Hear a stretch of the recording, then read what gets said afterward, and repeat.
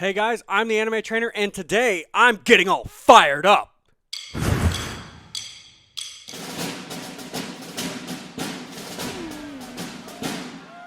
me down for Erza in the first round. Yes, I know I said that in the last Natsu workout, but the amount of times Natsu says it during the series is pretty ridiculous, so I can get away with saying it twice. Right? Right? That's okay, right? You can check out the other Natsu Dragneel workout right here, by the way. It's a pretty short one, but it's worth checking out. Natsu Dragneel from Fairy Tail is a tough Dragon Slayer wizard who builds up his body alongside his magic.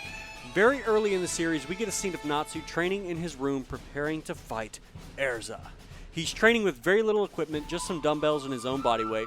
He's doing the best he can with what he's got, and we should be thankful because workouts with very little equipment are great for traveling, or when you can't make it to the gym, or when you're trapped in a global pandemic.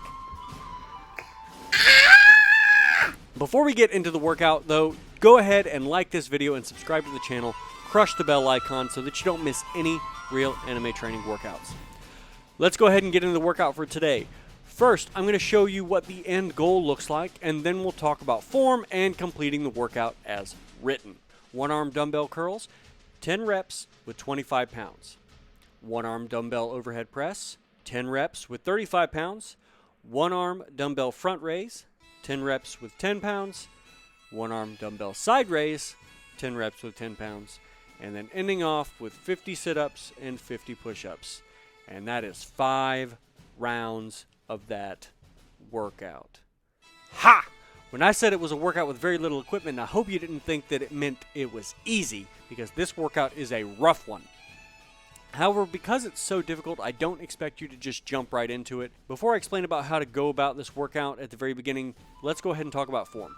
If you've watched any real anime training videos in the past, you know that I talk about form a lot. That's largely because I don't want you guys to hurt yourself, and also because when you train with proper form, you learn how to generate power from stable positions and build a stronger, healthier body. For the one-arm dumbbell curls, keep the lifting elbow pinned to your side and perform a dumbbell curl like normal. No swinging, control the weight, full extension at the bottom of the movement, and full flexion at the top. The difference here is that you're going to have to keep your core a lot tighter than normal because you're performing a unilateral movement, that means with one limb, and aren't balancing on the other side with another weight. Make sure that you are maintaining natural posture and not leaning during this exercise. That goes for all of the other exercises. Keep your posture as neutral as possible. 10 reps on one side and switch to the other.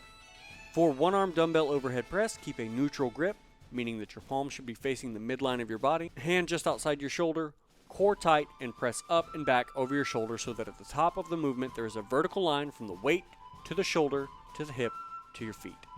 Keep the elbow directly under the weight the entire time, control, and don't bounce to help press it. You shouldn't use your legs or hips at all to generate force for this movement. 10 reps on one side and switch to the other.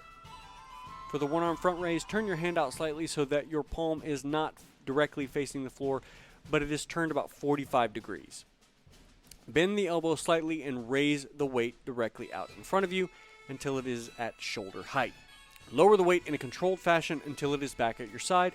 Do not lean or twist. 10 reps on one side, and then switch to the other.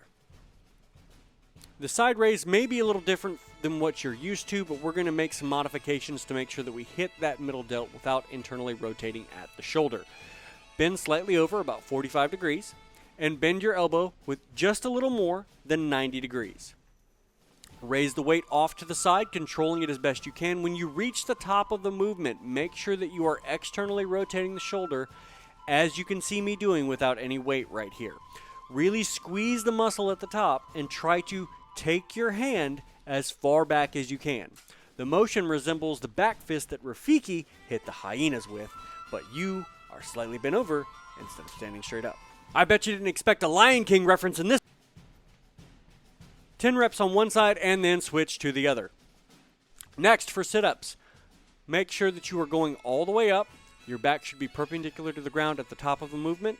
Control yourself up and try not to just let yourself collapse onto the floor after each rep.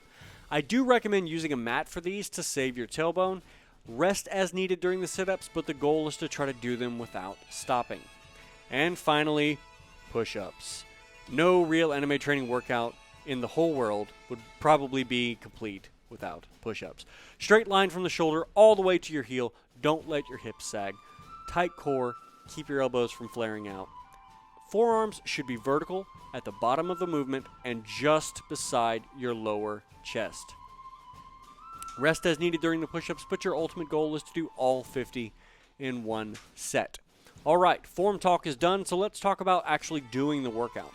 For your first few attempts at this workout, I want you to scale it back. You can do this in a couple of ways. The first way is you can scale back the weight. You can drop all of the dumbbell exercises to a 10-pound dumbbell and just get used to the volume of reps for the workout. This is probably a good option if you are already able to do a higher number of reps of push-ups and sit-ups in a single set. Typically, this would be the option for people who have a lower body weight and have practiced calisthenics for a while. After a few training sessions, increase the weight on the curls and presses by 2.5 pounds. Continue in this fashion until you become comfortable with the increased weight, and then eventually you'll be able to get to the weights listed for the presses and curls for the normal workout. The second option is to scale back the volume, but to keep the weights as listed. That might look something like this: 10 curls at 25 pounds, 10 presses at 35 pounds, 10 front raises at 10 pounds, 10 side raises at 10 pounds, 10 sit-ups, 10 push-ups. And that's for 5 rounds. You've kept all of the weights, but you've lowered the number of reps per round. After a few sessions of this, you can add 5 reps to the push-ups and sit-ups and continue training. When you become comfortable with this volume, add 5 more reps to the push-ups and sit-ups. Repeat until you get the listed number of reps. Somebody who would choose this option would be more comfortable with lifting weights and may already have a higher body weight and not used to doing high number of repetitions on calisthenics. The last way to do the workout is as listed until you fail. I don't typically recommend this, as you can leave yourself open to injury. Going to failure like that, like it's absolute failure for a workout where you're just like repping until you can't move. But this is a way that you can do it. Maybe on the first attempt you are able to get into the second round, but you fail. But then on the next attempt, maybe you're able to complete the second round. Whichever option you choose, or if you want to mix up the options each time you try the workout, try to do this workout no more than twice a week, as it is very upper body intensive and is primarily a pushing based workout. You do need some leg work and some pulling exercises in your life. I like to use this workout as a means to get a good upper body workout in when I just can't make it to the gym, and as a way to challenge myself, since it's pretty simple, but it's also pretty difficult in terms of the volume. Try not to rush your growth. You won't become super strong after one session of a workout. You need time, consistency, and adequate rest to get stronger, and no amount of the power of friendship is going to break that barrier for you. I hope that you guys enjoyed this workout. Thanks so much for watching it, and thank you very much to our patrons for sponsoring this video. If you'd like to help us out, you can become a patron for as little as $1 a month. We'd really appreciate it.